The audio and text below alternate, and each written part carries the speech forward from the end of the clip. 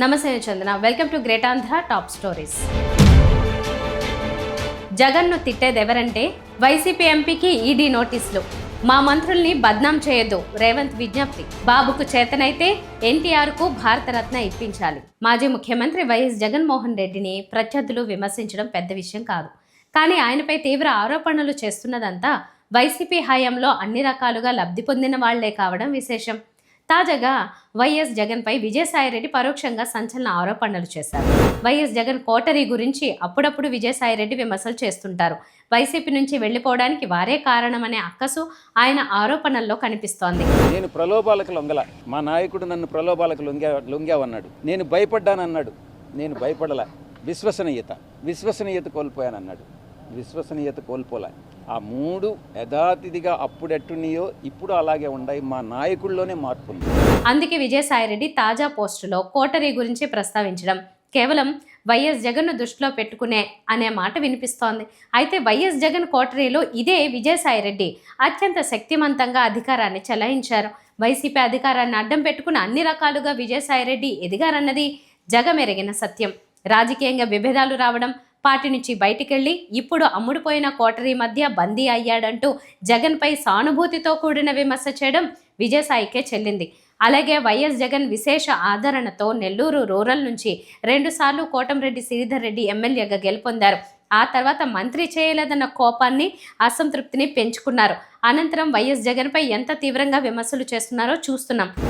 ముఖ్యమంత్రి అయితేనే ఈ రాష్ట్రం మళ్ళీ గాడిన పడుతుందని తెలుగుదేశం పార్టీ కూటమి ఏదైతే నరేంద్ర మోడీ గారి ఆశీస్సులతో, పవన్ కళ్యాణ్ గారి సహాయ సహకారాలతో ఆనాడు యువ నాయకుడు నారా లోకేష్ గారు రాష్ట్రం అంతా చేసిన యువగళం పాదయాత్రతో చంద్రబాబు నాయుడు గారి నేతృత్వంలో తెలుగుదేశం పార్టీ కూటమికి ప్రజలు ఒక అపూర్వ విజయాన్ని, ఆంధ్ర రాష్ట్ర చరిత్రలో ఎప్పుడూ ఎక్కడా జరగని విధంగా 57% ఓట్లతో 164 సీట్లతో అధికారం అప్పచెప్పారు. చంద్రబాబు నాయుడు గారి ముఖ్యమంత్రి సమయానికి గత వైఎస్ఆర్ కాంగ్రెస్ పార్టీ జగన్ రెడ్డి గారి విధానాలతో రాష్ట్రం ఆర్థికంగా దివాలా తీసిన ఈ రాష్ట్రాన్ని గాడిన పెట్టేదానికి తన అపార అనుభవంతో చంద్రబాబు నాయుడు గారు ఒక పక్క అభివృద్ధి కార్యక్రమాలు, మరో పక్క సంక్షేమ కార్యక్రమాలు కొనసాగిస్తూ ప్రస్తుతం చంద్రబాబు కేబినెట్లో మంత్రులైన ఆనం రామనారాయణ రెడ్డి, కొల్లు పార్థసారథి కూడా వైఎస్ జగన్పై తీవ్ర ఆరోపణలు గుప్పిస్తున్నారు. జగన్ వ్యక్తిత్వాన్ని హననం చేసేలా మంత్రులు విమర్శలు చేయడాన్ని వైసీపీ నాయకులు జాగ్రత్తగా గమనిస్తున్నారు. ఈ మహజర్ ప్రధానమంత్రికి ఇచ్చావా? ప్రధానమంత్రిని బ్లాక్మెయిల్ చేస్తున్నావా? నువ్వు ఒక చీటర్వి, నువ్వు ఒక బ్లాక్మెయిలర్వి, నువ్వు ఒక దోపిడీదారుడివి. నువ్వు ఇవాళ చంద్రబాబు నాయుడు ప్రభుత్వాన్ని, ప్రజాస్వామ్య పరిపాలనని, ఎన్డీఏ కూటమిని ఇవాళ ప్రశ్నించే అధికారం నీకు ఎవరిచ్చారు అని అడుగుతుంది. ఇంత దుష్ట పరిపాలన చేసి కోట్లాది మంది యొక్క మనోభావాలను దెబ్బతీసిన నీకు ఆ భగవంతుడు సరైన శిక్ష వేశాడు.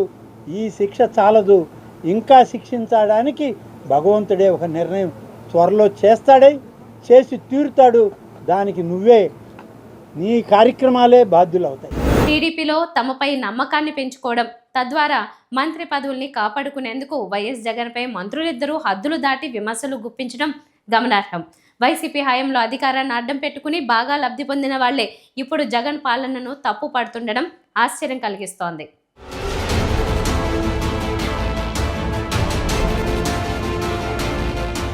ఏపీ లిక్కర్ కేసులో ఈడీ దూకుడు ప్రదర్శిస్తోంది. విచారణకు రావాలని ఇప్పటికే వైసీపీ మాజీ నేత, మాజీ రాజ్యసభ సభ్యుడు విజయసాయిరెడ్డికి ఈడీ నోటీసులు ఇచ్చిన సంగతి తెలిసిందే. 22న ఈడీ విచారణకు విజయసాయి వెళ్లాల్సి ఉంది. ఈ నేపథ్యంలో వైసీపీలో అత్యంత క్రియాశీలక నాయకుడైన రాజంపేట ఎంపీ పి మిథున్ రెడ్డికి కూడా ఈడీ నోటీసులు ఇవ్వడం చర్చనీయాంశమైంది. ఈ కేసులో మిథున్ రెడ్డిని చంద్రబాబు నియమించిన సిట్ అరెస్ట్ చేసిన సంగతి తెలిసిందే. 2 నెలలకు పైగా ఆయన రాజమండ్రి సెంట్రల్ జైల్లో ఉన్నారు. ఆ తర్వాత మిథున్ రెడ్డికి బెయిల్ మంజూరు సందర్భంలో అసలు ఆయన ప్రమేయానికి సంబంధించి ఎలాంటి ఆధారాలు లేవని ఏసీబీ కోర్టు కీలక అంశాలు వెల్లడించింది. ఏసీబీ బెయిల్ తీర్పులో వెల్లడించిన అంశాలతో సిట్ షాక్ గురైంది. ఆ తర్వాత హైకోర్టును ఆశ్రయించినా ప్రయోజనం లేకపోయింది. ఒక రకంగా లిక్కర్ కేసులో మిథున్ రెడ్డికి క్లీన్ చిట్ ఇచ్చినట్టయింది. ఈ నేపథ్యంలో ఆయనకు ఈడీ నోటీసులు ఇవ్వడం ప్రాధాన్యం సంతరించుకుంది. 23న విచారణకు రావాలని మిథున్ రెడ్డికి ఈడీ నోటీసులు ఇచ్చింది.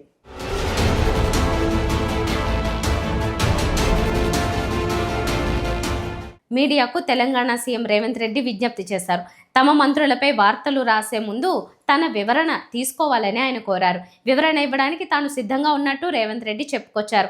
తెలంగాణ మంత్రి కోమటిరెడ్డి వెంకటరెడ్డి రాసలీలలంటూ ఎన్టీవీ ఛానల్ కథనాన్ని ప్రసారం చేయడం తీవ్ర వివాదాస్పదమైంది. మరోవైపు తాజాగా వేమూరి రాధాకృష్ణ తన వీకెండ్ కామెంట్లో deputy CM Mallu Bhatti Vikramarka NTV కథనం వెనుక ఉన్నారంటూ రాయడం చర్చనీయాంశమైంది. ఇప్పటికే ఆర్కేపై భట్టి మండిపడ్డారు.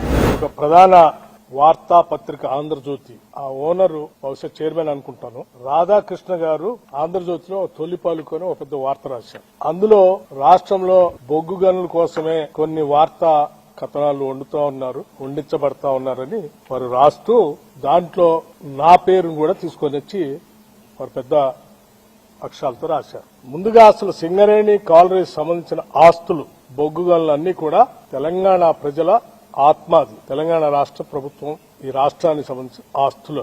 ఆ ఆస్తుల్ని ఈ ఆత్మని కాపాడి భవిష్యత్ తరాలకు అందించడమే నా ముందు ఉన్నటువంటి ఏకైక లక్ష్యం.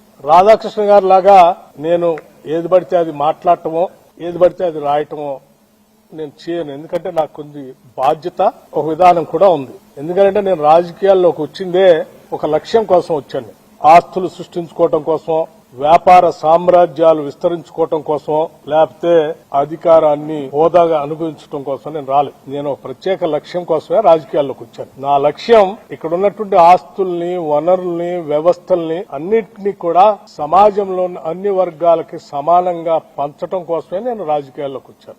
దారి దోపిడిగారులు లేకపోతే గద్దలు లాంటి వాళ్లు సమాజం మీద పడి పీక తింటా ఉంటే వాళ్ళని రక్షించడం కోసం, వాళ్ళ తరఫున మాట్లాడటం కోసం రాజకీయాల్లోకి వచ్చాను. అటువంటి నాకు నా జీవితం చాలా ట్రాన్స్పరెంట్ గా ఉంటుంది. ఎవరికో ఏదో ఉపయోగపడటం కోసం దీంట్లో ఉప ముఖ్యమంత్రి పాత్ర ఉందని రాశాడు. నేను ఆయన్ని సూటిగా అడుగుతా ఉన్నాను వారి మీద గౌరవం. ఈ నేపథ్యంలో వ్యవహారం ముదురుతోందని, రాజకీయంగా తనకు నష్టం వచ్చేలా ఉందని సీఎం రేవంత్ రెడ్డి పసిగట్టినట్టున్నారు. దీంతో ఆయన నష్ట నివారణకు దిగారు. ఖమ్మంలో అభివృద్ధి పనుల శంకుస్థాపన కార్యక్రమంలో పాల్గొన్న రేవంత్ రెడ్డి కీలక వ్యాఖ్యలు చేశారు. సింగరేణి బొగ్గు మాయమైందని కొన్ని పత్రికలు రాస్తున్నాయని, పరోక్షంగా ఆర్కే కథనాన్ని ఆయన ప్రస్తావించారు. సింగరేణి టెండర్లను అనుభవం ఉన్నోళ్లకే ఇస్తామని ఆయన తెలిపారు. ఇందులో అనా పైసా అవినీతికి కూడా చోటు లేదని సీఎం స్పష్టం చేశారు. ఈనాడు టెండర్ల గురించి కొన్ని పత్రికలు రాస్తున్నాయి. సింగరేణిలో కొంత కుంభకోణం జరిగింది, బొగ్గంతా మాయమైందని. నేను ఆ పత్రికలకు, ఆ టీవీలకు, ఆ సోషల్ మీడియా వాళ్లకు, ఆ రాజకీయ పార్టీ నాయకులకు నేను చెప్పదలుచుకున్నా, ఈ ప్రభుత్వంలో అవకతవకలకు తావు లేదు. అనవసరమైన ప్రచారాన్ని, తప్పుడు ప్రచారాన్ని కల్పించడం ద్వారా అపోహలు కల్పించి మళ్ళీ శుక్రాచార్యుడు, మారీచుడు, సుబాహుడు బలపడడానికి మీరు ప్రత్యక్షంగానో పరోక్షంగానో సహకారం చేస్తున్నారు. మీకు మీడియా పంచాయతీలుంటే తలుపు మూసుకొని కొట్టుకోండి, లేకపోతే ఒకరి మీద ఒకరు బురద జల్లుకోండి. అందులో మమ్మల్ని లాగి ఆంబోతులు కొట్లాడితేనంట లేగదూడల కాళ్ళు ఇరిగినాయంట. ఇద్దరు మీడియా యజమానులు కొట్లాడుకుంటే మీరు కొట్లాడుకోండి, కానీ మా మంత్రులని బదనాం చేసే కార్యక్రమాన్ని మీరు తీసుకోకండి.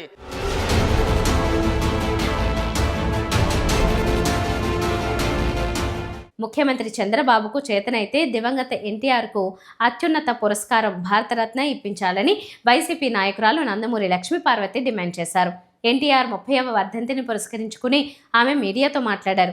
ఎన్టీఆర్పై చెప్పులు వేయించి తీవ్రంగా అవమానించిన వ్యక్తి నేడు విగ్రహం పేరుతో రాజకీయాలు చేస్తున్నారని విమర్శించారు. ఎన్టీఆర్ వెన్నుపోటుకు 30 ఏళ్లని లక్ష్మీపార్వతి తెలిపారు.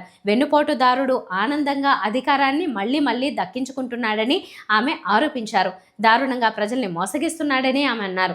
చంద్రబాబు అధికారంలోకి వచ్చినప్పటి నుంచి సాగిస్తున్న అరాచకాలు మామూలుగా లేవన్నారు. అధికారంలోకి వచ్చినప్పటి నుండి తండ్రి కొడుకులు దోపిడీ మినహాయిస్తే హామీల అమలుపై శ్రద్ధ లేదన్నారు. తన ప్రతిష్ట దిగజారుతున్నప్పుడల్లా ఎన్టీఆర్ పేరును తెరపైకి తెస్తున్నారని ఆమె ఆరోపించారు. ప్రపంచవ్యాప్తంగా ఎన్టీఆర్ అభిమానులు ఉన్నారని ఆమె అన్నారు. ఇన్నేళ్లుగా చంద్రబాబు చేస్తున్న మోసం అర్థం కావడం లేదా అని వారందరినీ ఆమె ప్రశ్నించారు. బాబు దుర్మార్గాలు మీ దృష్టికి ఒక్కసారైనా రావా అని నిలదీశారు. ఎన్టీఆర్ చావుకు కారణమైన వ్యక్తిని మీరెందుకు సపోర్ట్ చేస్తున్నారని లక్ష్మీ పార్వతి నిలదీశారు. ఈ విషయమై గుండెపై చేయి వేసుకుని ఆలోచించాలని కోరారు. ఎన్టీఆర్ లాంటి మహానుభావుడు అంత విగ్రహం పెడతాం ఇంత విగ్రహం పెడతాం అని చెప్తున్నటువంటి మీరు మరి భారతరత్న తెచ్చుకోలేరా? అది చేత కాదా? చేత అయ్యే పక్కన పడేస్తున్నారా? ఎన్టీఆర్ అంటే ఏమాత్రం గౌరవం లేని చంద్రబాబు నాయుడు, ఎన్టీఆర్ అంటే ఏమాత్రం ప్రేమ లేనటువంటి చంద్రబాబు నాయుడు బయట ఈ మీడియాలో మాట్లాడినంత మాత్రం చేత ఎన్టీఆర్ అభిమానుల్ని నమ్మొద్దని నేను విజ్ఞప్తి చేస్తూ ఉన్నాను. ఇతను ఒక మోసగాడు, ఇతను ఒక వంచకుడు, ఇతను ఒక వెన్నుపోటుదారు. ఇతను ఎన్టీఆర్కే కాదు ప్రజలకు కూడా వెన్నుపోటు పొడిచినటువంటి వాడు. ఇతని చరిత్ర, ఎన్టీఆర్ చరిత్ర ఎంత పవిత్రంగా ఉంటుందో ఇతని చరిత్ర అంత నీచంగా, అంత నికృష్టంగా అతని చరిత్ర రాయబడుతుంది భవిష్యత్ తరాల్లో అనేది ఇది నిశ్చయమైనటువంటి మాట. ఇవి వాళ్ళ టాప్ స్టోరీస్. మరిన్ని అప్డేట్స్తో కలుద్దాం. నమస్తే.